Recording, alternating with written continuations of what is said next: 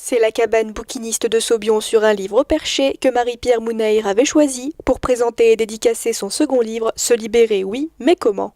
Il y en a eu un premier, le premier qui s'appelle Enfin libéré, qui est un témoignage donc de ma vie. En fait, c'est une autobiographie qui se veut inspirante et qui permet aux personnes d'identifier leurs propres blessures, leurs propres pleurs, voilà, de les mettre en lumière.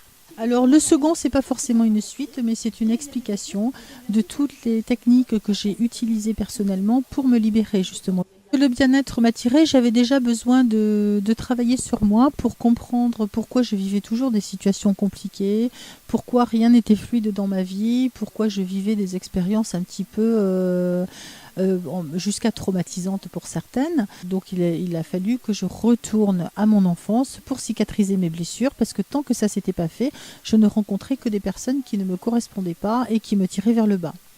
À partir du moment où j'ai cheminé, où j'ai été accompagnée par quelques personnes qui m'ont expliqué comment ça marchait, et ben j'ai commencé à aller chercher les ressources au fond de moi, à les approfondir avec les thérapeutes qui vont bien, qui m'ont vraiment beaucoup aidée. Et dans ce second livre, j'ai voulu mettre ces thérapeutes à l'honneur, justement parce qu'ils ont été d'un grand soutien pour moi, et certains sont même devenus des amis maintenant.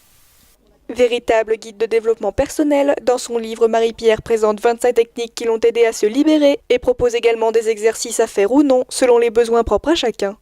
Quand vous êtes en colère contre quelqu'un, par exemple, au lieu de lui rentrer dedans vraiment avec violence, peut-être qu'en utilisant une feuille blanche, en lui confiant tout ce que vous avez à dire sans retenue, hein, c'est vraiment les noms d'oiseaux, on y va, on se lâche. La feuille blanche, elle accepte tout, elle est hyper sympa, elle juge pas, ça c'est sympa, ça c'est bien aussi. Et donc voilà, c'est un moyen de se libérer. Par contre, quand on fait ce genre de choses, si on fait une lettre libératrice, comme j'appelle ça une lettre libératrice, pour une personne en particulier, vous n'allez surtout pas la relire, parce que si vous la relisez, vous allez réintégrer toute la colère que vous venez d'évacuer. Ça, c'est un peu dommage. Il faudra refaire le travail. Et ensuite, vous la détruisez. C'est en ce sens-là aussi que l'écriture nous aide énormément à identifier et évacuer. Et les exercices que je propose facilitent justement cette introspection. Alors c'est un livre voilà, qui convient de lire avec un cahier à côté. Alors bien sûr, vous n'êtes pas obligé, hein. Vous pouvez le lire comme ça. Mais c'est dommage parce que vous n'allez pas en tirer vraiment les bénéfices. Parce que le fait de faire les exercices et voire de les refaire quelque temps après, ça aide vraiment à se recentrer et on va franchir différentes étapes comme ça au fur et à mesure pour s'élever vibratoirement. Si aujourd'hui le bien-être est considéré comme une mode, avec de très nombreux livres sur le sujet, pour Marie-Pierre, l'important est que chacun trouve ce qui lui correspond pour réussir à se sentir mieux.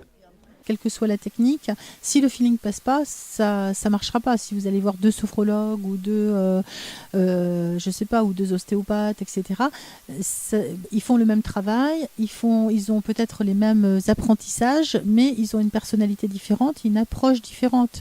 Et l'énergie qui passe entre ces deux personnes, peut-être, il faut qu'elle puisse circuler de façon fluide pour que le processus de guérison et pour que le cheminement puisse se faire.